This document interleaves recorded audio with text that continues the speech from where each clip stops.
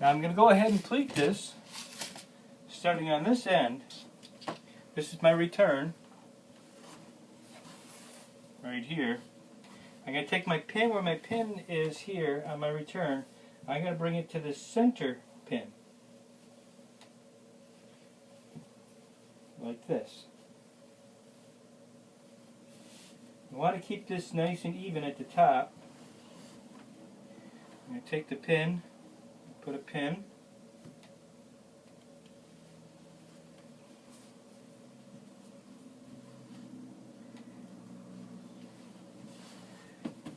Then I'm going to take from this pin, I'm going to bring it over.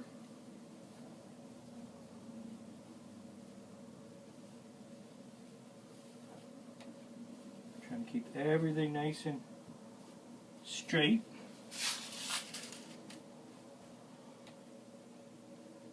Pin. And a pin.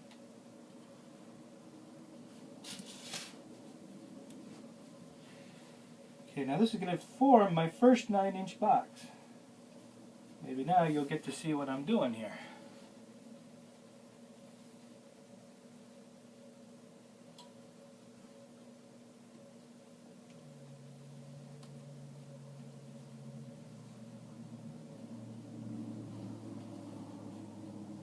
And you want to keep your top nice and level, nice and flat.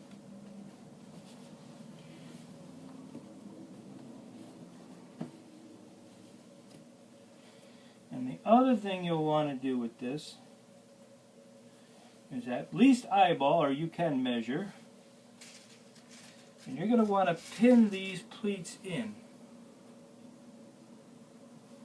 at the bottom. You can either do this after you've got everything pleated, or you can do it like I'm doing. I'm pleating it, getting one section pleated, then stick my pin in. My next one.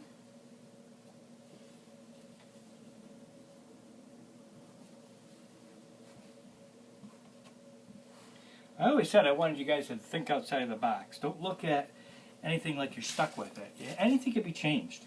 You just have to have a little ingenuity. And in this case, we're just going to kind of class up this valance a little.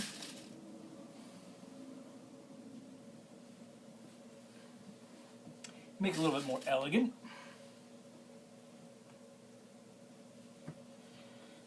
Okay, and we're going over to my next pin. That's my center seam, right there, where it was sewn together. And I'm going to bring this over just enough that I'm covering that seam. It's the beauty of a box pleat.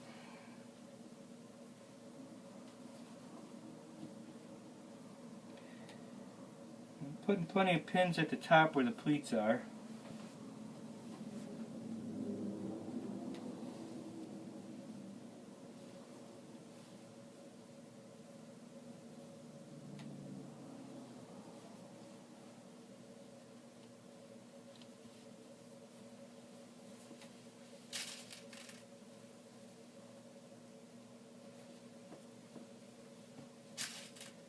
Put a pin at the bottom. Up to my next one.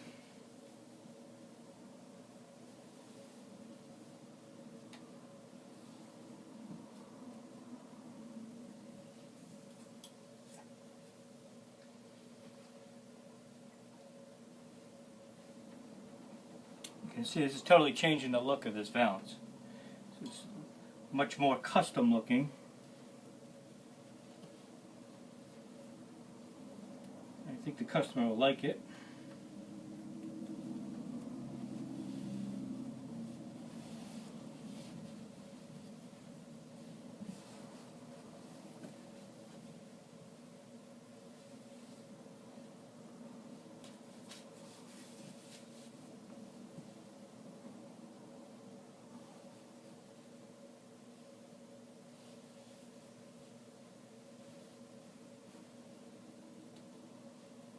And then when I get it all situated, I'm going to press it. So I want to press it before I put it on the board. And you notice I left the pocket And I'll explain that why in a few minutes. You say, well, how come you got the stitch mark? You still have the stitch marks where the pocket is. I do, but I'm going to cover it. So you're not going to be able to tell.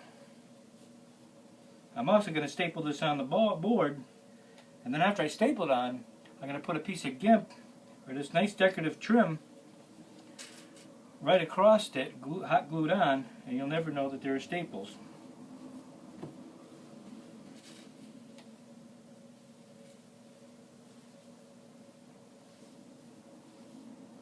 So those of you who don't have a sewing machine, don't worry about it. You don't need one.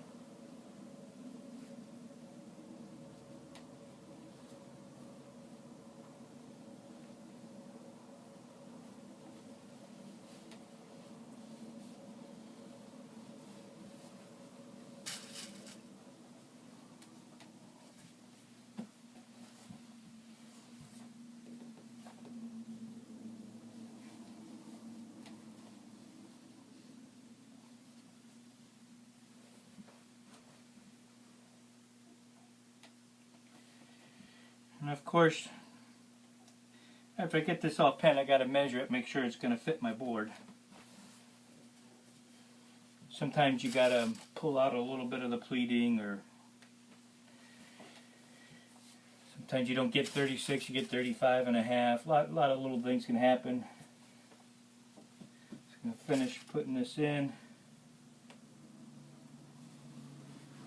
I'm going to measure it. And I'm only measuring from this end. This is the part that wraps around the board right here. So I'm measuring from here to there, and I'm right on 36 inches. So now I have this. I'm going to go ahead and I'm going to press this down, these pleats down.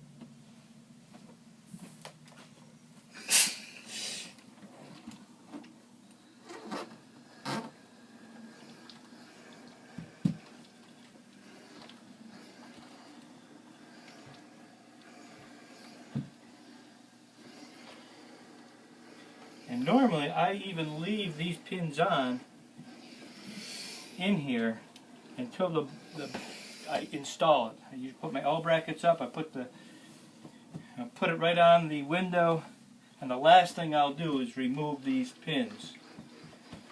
And that way my valance doesn't get all wrinkled or messed up. So I'm going to go ahead and I'm going to bend this return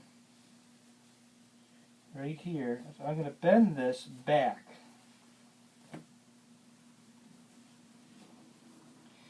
And I'm going to go ahead and press it to give it a little crease. Right where it turns the corner on the board.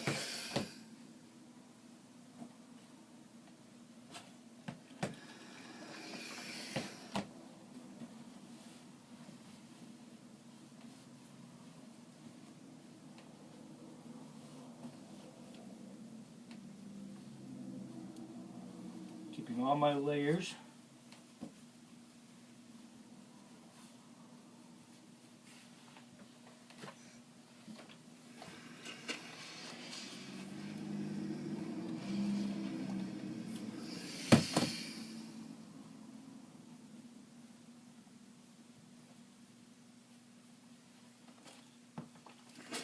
Okay, now I'm going to go ahead and put it on the board. This is the side that has the staples.